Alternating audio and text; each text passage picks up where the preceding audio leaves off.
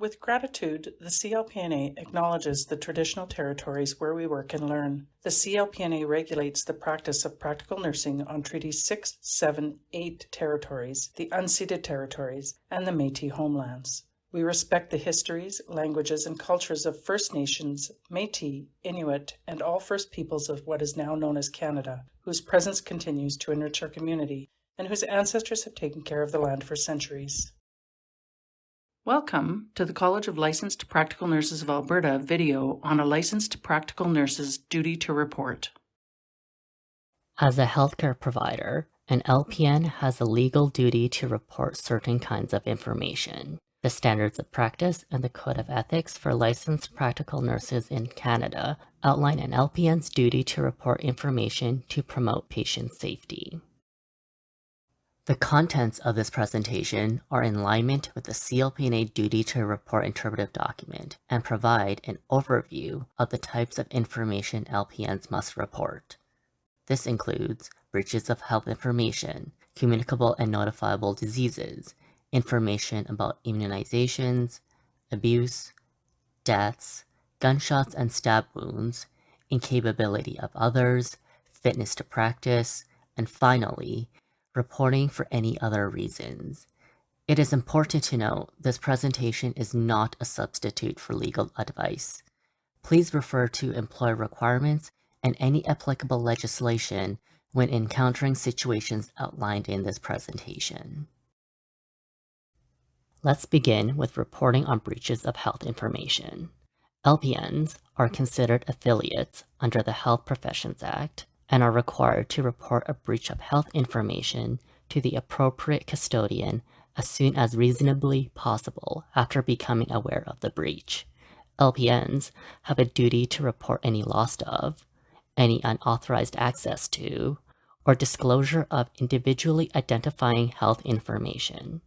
A more detailed explanation and understanding of the Health Information Act, custodians, and affiliates can be found in the video on privacy legislation found on the CLPNA website. Next, let's talk about an LPN's duty to report communicable and notifiable diseases. To begin, a communicable disease is defined as an illness in humans that is caused by an organism or microorganism or its toxic products and is transmitted directly or indirectly from an infected person or animal or the environment. Examples include measles, salmonella, and chickenpox. A complete list of communicable diseases that require reporting can be found in Schedule 1 of the Communicable Diseases Regulation. If an LPN suspects that a patient has a communicable disease, they must first consult with a physician to confirm whether the patient is infected or not.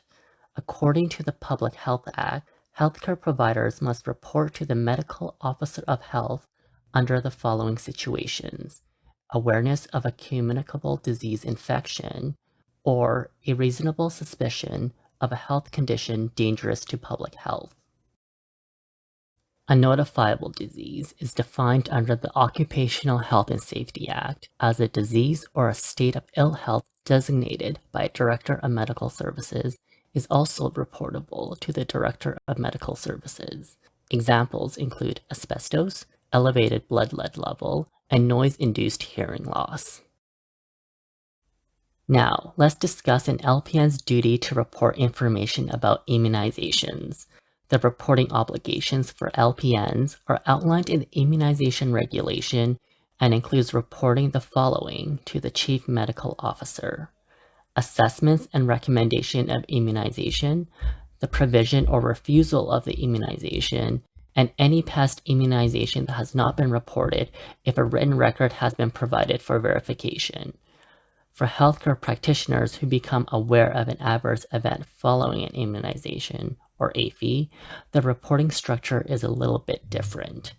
In this case, an LPN must report the event to the Alberta Health Services Central AFI reporting line. Please refer to the CLPNA's interpretive document, Immunization Regulation Duties, found on the CLPNA website for more information.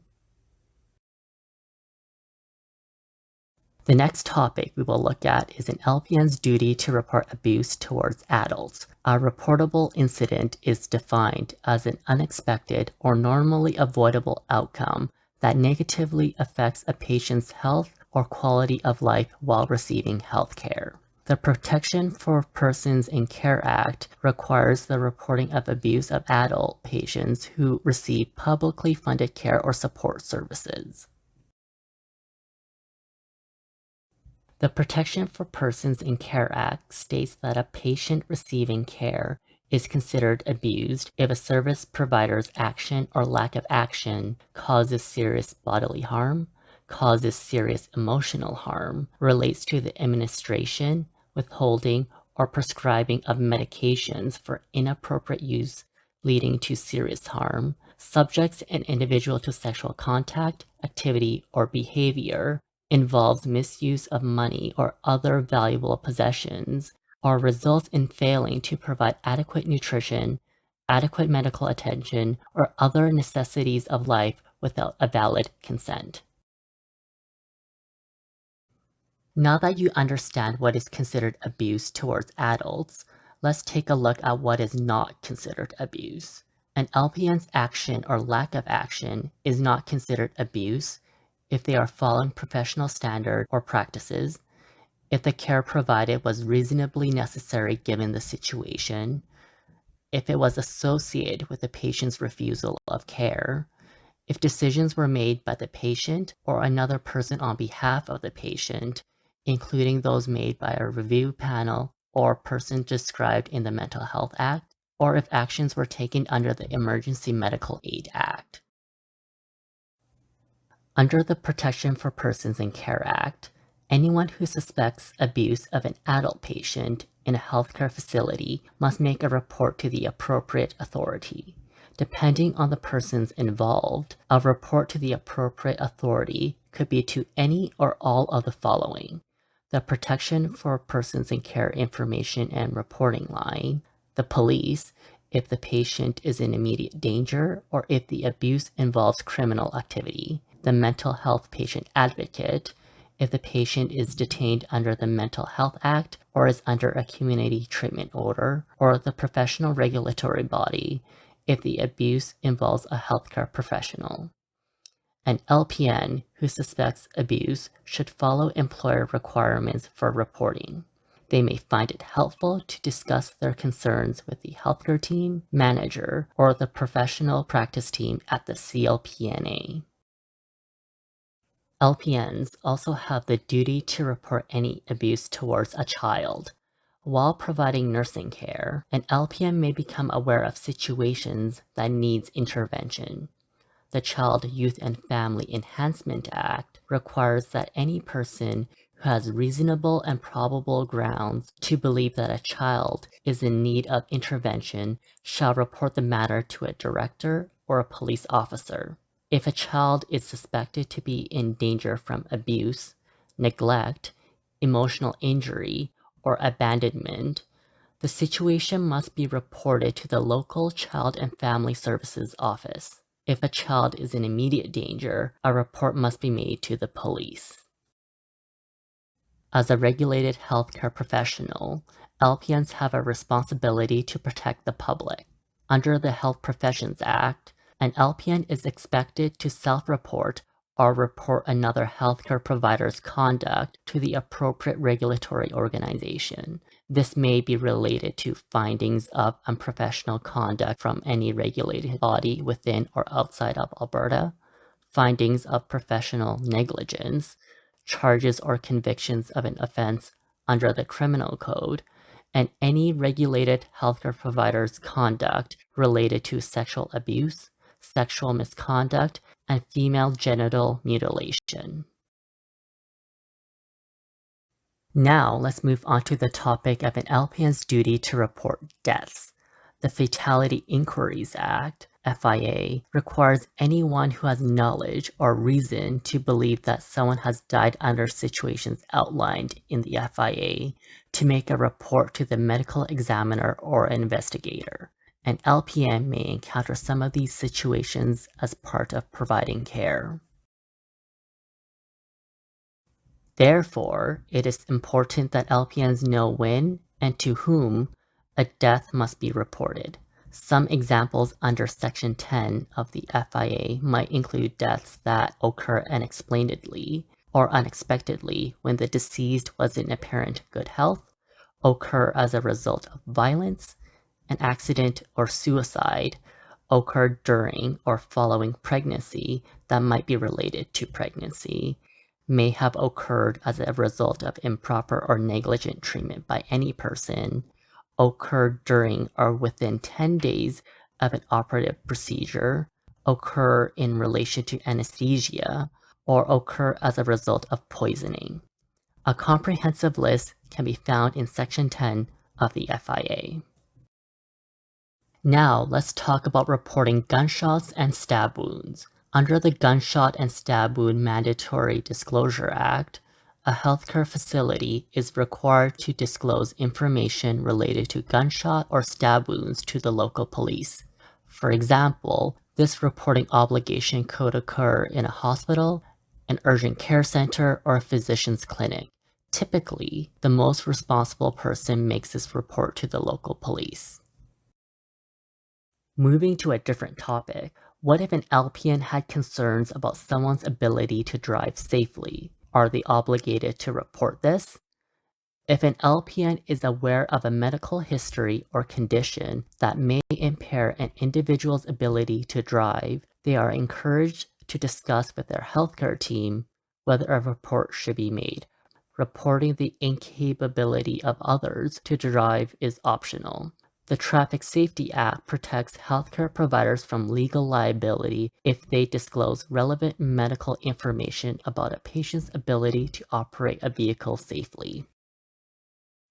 Now let's turn our attention to the LPN's responsibility for maintaining and reporting fitness to practice concerns. Being fit to practice means having the physical, mental, and emotional health required to provide safe, competent, and ethical nursing care. Some illnesses or conditions can affect cognitive functioning, decision-making, and clinical judgment that could jeopardize patient care. This can make it difficult for an LPN to self-identify their ability to practice safely. In these situations, it becomes important to report concerns about unsafe LPN practice to the CLPNA. We have discussed many duty to report obligations from a legal standpoint. However, there could be situations where a piece of legislation does not outline a reporting obligation, and there may still be a professional or ethical reason to make a report to an appropriate authority. For example, a situation that is considered high risk and poses immediate danger to an individual should be reported. Please refer to employer requirements when encountering situations outlined in this presentation. This presentation has covered a lot of information. In practice, LPNs might encounter some of the situations mentioned. If unsure, pause and consider should this be reported. If further clarity is required, an LPN may find it helpful to discuss these types of situations with their healthcare team, manager, or the professional practice team at the CLPNA. Thank you for the interest you have taken in this important topic. As healthcare providers, LPNs have legal, professional, and ethical obligations to report certain information to an appropriate authority. The LPN must be aware of potential circumstances where they have a duty to report as part of the healthcare team. If you have any questions regarding this presentation, please contact the CLPNA using the Contact Us tab on the CLPNA website.